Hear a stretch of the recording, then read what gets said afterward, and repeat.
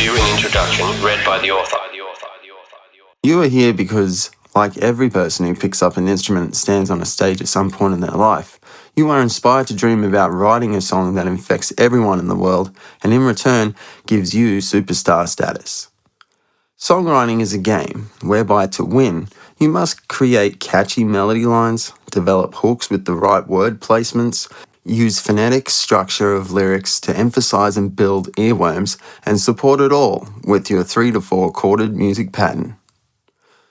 When understanding that you are on the path to writing your $1 million song, you must consider that your writing skills are now going to be formatted in a disciplined and structured criteria, which is focused on the right choice of lyrics, supported layers of music audio, and a direction of that combination to resonate it in the mass market of consumers' subconscious. The reality of $1 million songwriters is they don't necessarily think just about writing songs. They think about teaching mass crowds of consumers how to chant their musical anthems. They know that radio will repeat their songs on high rotation, so that when they play live, everyone will automatically know their songs and subsequently chant them with every part of their gratitude and energy. Essentially, you are teaching your audience how to love and connect with your song straight away. If you think $1 million songwriting is all about music, then this book is here to tell you that you're wrong. Of course, music is an essential ingredient in the cake, but metaphorically, overall, music is just the wheels on the bus. The wheels on the bus do go round and round, but go around with or without the people. The part of the bus that carries the people is the coach and the seats. If your focus is just music, then your bus is going around without people on it. Chances are you are here listening to this audio version or reading this ebook because you haven't made your songs exist in the stratosphere of multiple international downloads. And this is not your fault. There hasn't been much teaching on what to focus on with songwriting that actually yields instant results until now. Remember, you are not inventing something new here. The criteria for $1 million songwriting is all around you and living in every song you know and hear on the radio. You do not have to work very hard to create a $1 million song. The $1 million song template in this book highlights the areas you need to focus on and sets you up to place your vowels, format phonetic structures and rhythms into the earworms which wriggle and move in your consumer's head forever. Unlike anything else that may make you money, songs live on forever. There is no shelf life. There is no death. Songs that we created 50 years ago are still being embraced and played everywhere, every day. So to target the issues as to why you haven't already made your $1 million song, let's examine a list of the problems you will have had or are very likely to have if not for this ebook, with making that $1 million song that people instantly like. This has been a sample of the $1 Million Song audiobook brought to you by songwritingebooks.com. To download your copy of the $1 Million Songbook today, visit www.songwritingebooks.com and click on the eBooks tab at the top of the page. The $1 Million Song ebook includes extra spreadsheets and templates to enhance your songwriting capability.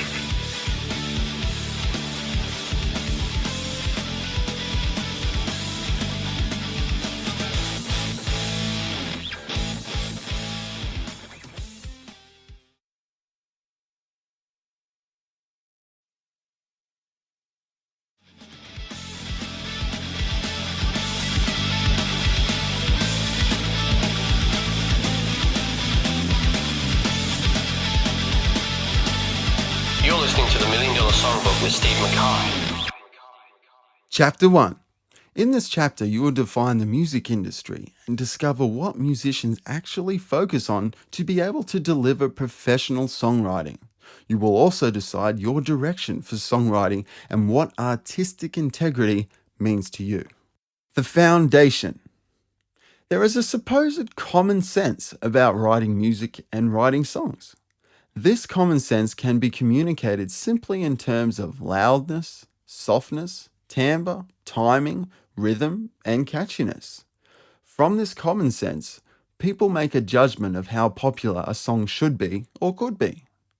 Everyone in the world is a music critic, and everyone should be. Songs and music affect the listener.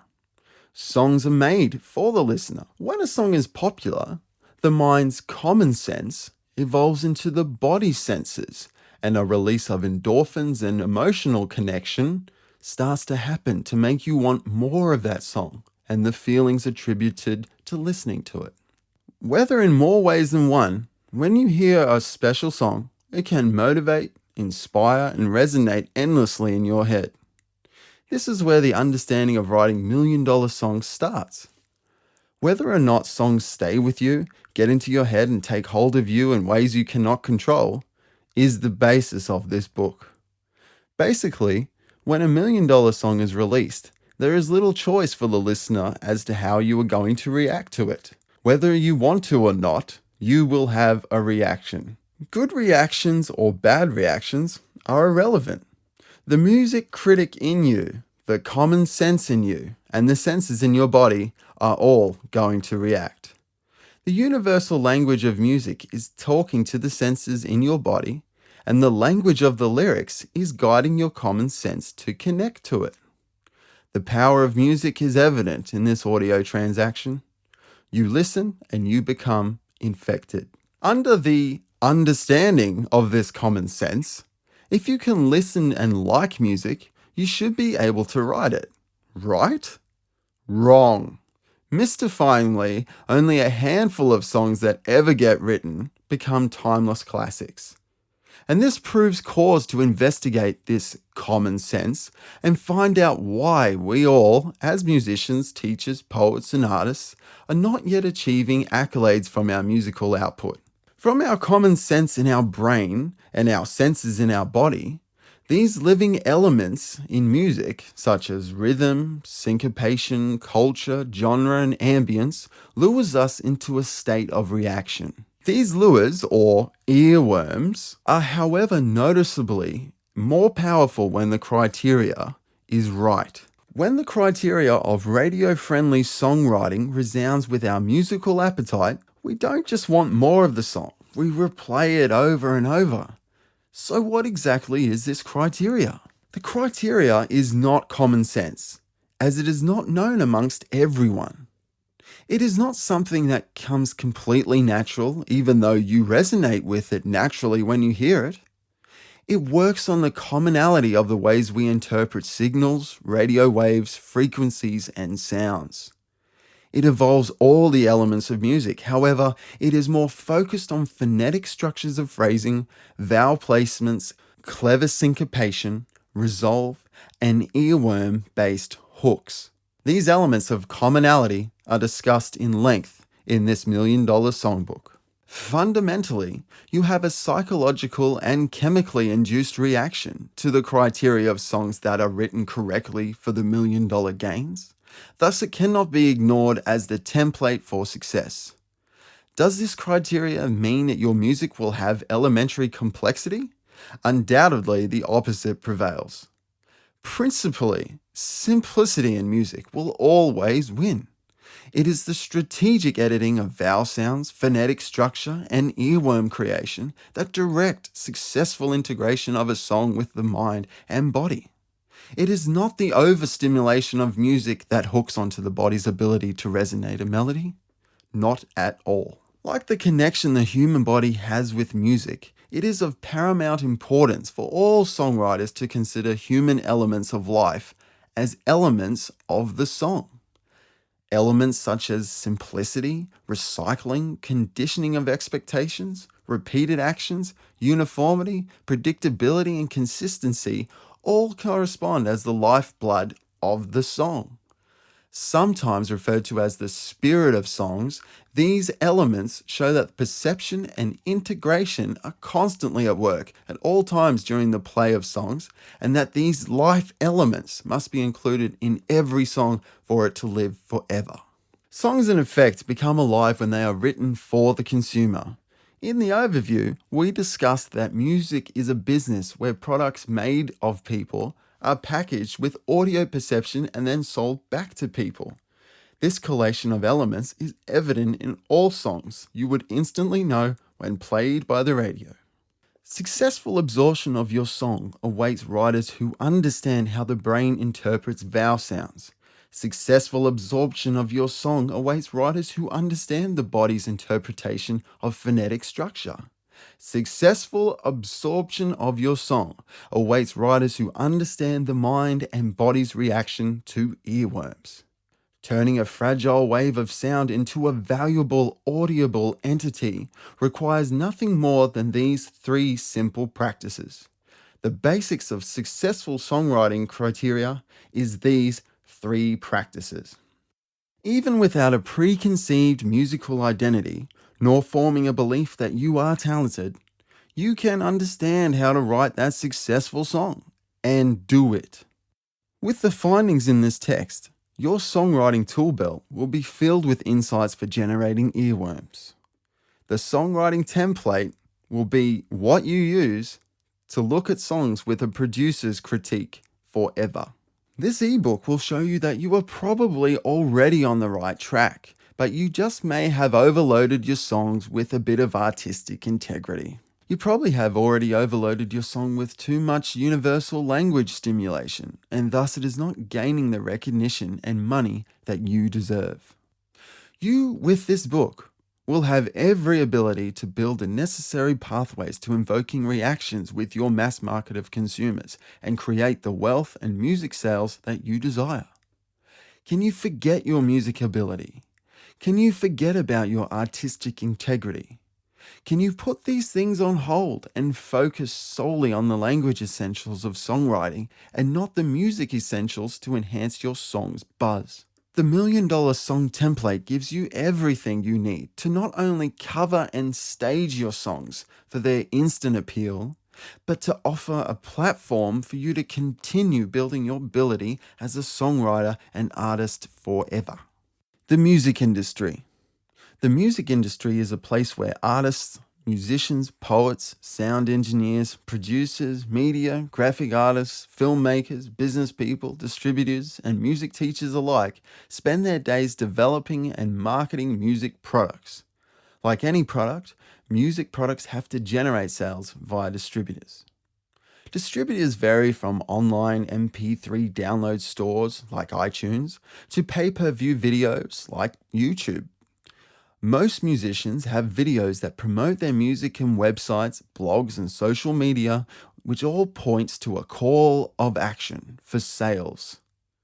If you are making music after the year 2000, you do have to get very familiar with online sales, websites, social media, and everything else that includes online portals. Otherwise, don't bother writing songs at all. The music industry is a competitive and aggressive place, and unless you know how to develop your song with the catchiness and instant appeal, you are going to find it very difficult to gain interest. That's why reading this book and getting the $1 Million criteria for how to write your successful song is vital to your music industry success. Music ability. Most musicians spend a large amount of time, sometimes a large amount of years, from an early age developing skills in playing music. Spending their time learning songs in bands and groups give musicians options to communicate the way they interpret songs, and some go on to study music and play in orchestras, cover bands, and studios. After a number of qualifications in the performance and theory of music, musicians become professional and can spend their life performing and teaching others. Having a profession in music breeds artistic integrity to the musician, and their career and reputation is built on their abilities, study, research, and ideas about music. Whilst it is helpful to know a lot about musical terms and technicalities, it is not vital for writing successful songs. Some of the best technical musicians in the world haven't ever been successful in music, whereas some of the most uneducated musicians in the world who have no technical ability have written multi-million-dollar songs. Why is this? It comes down to 2 things. 1, ability to communicate to the music listening market. And 2, the criteria to write instantly integratable songs to that music listening market. Every musician or artist can develop very strong emotional connections to their works of art and thus want to share them with the world. When these works of art do not fit the criteria that the mass market of music consumers have, musicians and artists make the decision of being true to their artistic integrity or selling out. What this means is essentially, even if the mass market of music listeners don't like their song because it may be hard to listen to or too long, the musician, artist, songwriter doesn't necessarily care, as the point of putting the song out into the world is not so much to make the song successful, but to prove something meaningful to the songwriter. Songwriters can be emotionally connected to their work, so they don't necessarily want to make money or sell their work, as they perceive this whole concept of selling out beneath them and an unedified way of expressing their musical talent. The divide. Whilst in times past, musicians sometimes have been able to appeal to the mass market with their eclectic, informal, and badly built songs and still succeed. These times have passed though, and if your song is over 3 minutes these days, it doesn't stand to have much luck at being picked for radio play. Being able to draw inspiration to write a song and use the criteria to filter and direct your inspiration determines your musicianship. Playing a guitar solo does not determine your musicianship. If you care a lot about what your music says about you and your artistic integrity rather than the mass appeal of your song, you are determining the future profitability of your musical output to be quite low. The divide is between real musicians and industry manufactured musicians. Real musicians with artistic integrity communicate their expressions and songs generally with no limits or criteria. Producers who work with the real musicians usually have to work a bit harder to fit musicians' music into a criteria for all hope of selling their music to the mass market. Although you don't choose how you react to a song, as a musician and entrepreneur, you can choose how to build songs. Fabricated and industry-born musicians can have their songs written for them by a professional music writer and producer who knows and understands the $1,000,000 song template. While most manufactured musicians, ex-models or movie stars, who have their songs written for them may guarantee a bit more success, they still can come undone at a live performance, as they are not essentially a real musician. The divide exists for everyone to make a choice of what they're going to do with their songwriting. Like it or hate it, manufactured musicians are developed with the $1,000,000 song criteria, whereas real musicians hang on to their artistic integrity in the hope that people will like their songs as a preference of choice. The bottom line is, when a song is written right, people will resonate with it regardless of choice. When a song isn't written well, the choice is obvious, and that is, they don't have to resonate with it. The market's perception.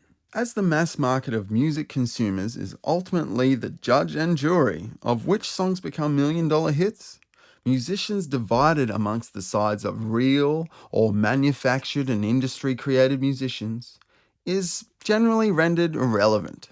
Simply, the music business is a game of survival. If you continually write bad songs, you will not succeed and ultimately have to give up. If we are not stimulated by what we listen to, we turn the music off.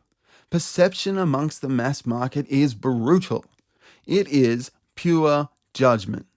Because music happens in the body as reactions to what we hear and feel, we become specific and know what we like when we hear it. We turn off quickly and we are quick to judge when we don't like something. Being a real musician that writes songs purely from life's expression and not selling out to the criteria means you risk being seen as an amateur or an immature musician. Unfortunately, amateur musicians stand out negatively with their untamed and undeveloped songs. It doesn't matter how real you believe yourself to be. If your songs don't match the criteria formed by the ever-increasing market of music consumers, you will not succeed and you'll be forgotten. You can remain as real, authentic, and artistic as you want, but no one will purchase your material. These are the facts. To be a professional songwriter and conform to the parameters of creating music and then being able to live off your creations simply means following the criteria of writing $1,000,000 songs. That's it. It's that simple. The work is done for you. This is not hard mentally. It's potentially hard emotionally. Letting go of the natural way you want to write songs may be the hardest thing you ever have to do. You have to accept this now before going any further. The best way to look at being a songwriter and musician is that you should consider yourself an industry entrepreneur. You are a musician, singer, songwriter who knows the tricks of the trade. This book is making you an industry-made potential star. And the best part is, if you need an artistic outlet, then have two bands, one that makes money and the other that makes songs for choice. It is a common saying in the music industry that it's a game of whom you know and not what you know. I do agree with this statement in the case that if your mother is Madonna, then getting interest from a record label may be easier than, say, being an orphan. However, with the criteria outlined in this book, it will be easier for you to start getting to know people than without it. Your direction is that you are on a journey to bring the people who to know to you as you are outputting the right music to bring that interest toward you. They will come to you because most artistically renowned musicians have been the ones that follow the criteria in this book, whilst all the other artists who play for their integrity and pleasure aren't known anywhere in the world. Famous musicians are categorized as artists purely for writing #1 songs, thus rendering the concept of artistic integrity nearly invalid and only valuable to those people who possess it, no one else. If it's not valuable, then why have it? Sure, there are different ways of looking at it, but it's all still relative to what worth you give it. If someone sells 1,000,000 songs, then that is the worth of their artistic integrity, not how many cool chords they know. Don't think about your artistic integrity being worth, say, $10 million, rather than your artistic integrity being worth $1 to 10 million people. So work it out and get a direction for what you want to achieve in songwriting today. The big question: what do musicians practice? You know, when I ask this question in my workshops and seminars, I get the following answers. Sir, musicians practice songs. No, they play their instruments. They practice singing. Do they practice rocking out or getting famous or, just band practice? If these are the kind of things you think about when prompted by the question, what do musicians actually practice? Well, the answer overall is yes, but clearly these are just elements in the life of music and the musical trade. What is it that's at the core of the ability to function as a songwriter, as a band, and what is it that we need to focus on for defining these songs in the criteria of the $1,000,000 standard? To further hone in and target on exactly the core function of musicians and songwriters, let me ask you another question. What do you think athletes practice? Trust me, it's actually more relevant than you think. Think about this. Athletes, swimmers, and climbers practice running, jumping, teamwork, throwing, shooting, starting, and stopping. The main thing that swimmers and climbers practice is how they use their reflexes within the rhythm of their strokes. Sure, the breathing, turning, jumping, stance, endurance, training, and the other elements come into it. But without the rhythm and the use of reflexes, none of these elements can work together. Musicians practice transitions. As the same with athletes, without reflexes, any of the elements such as shooting baskets, throwing, passing, teamwork, or starting fast works. So in terms of music, how does the musician use reflexes and rhythm? It comes down to transitions. They are everywhere in songs. Transitions are the determination of parts of songs, where sequences begin and stop, and the lead up to them.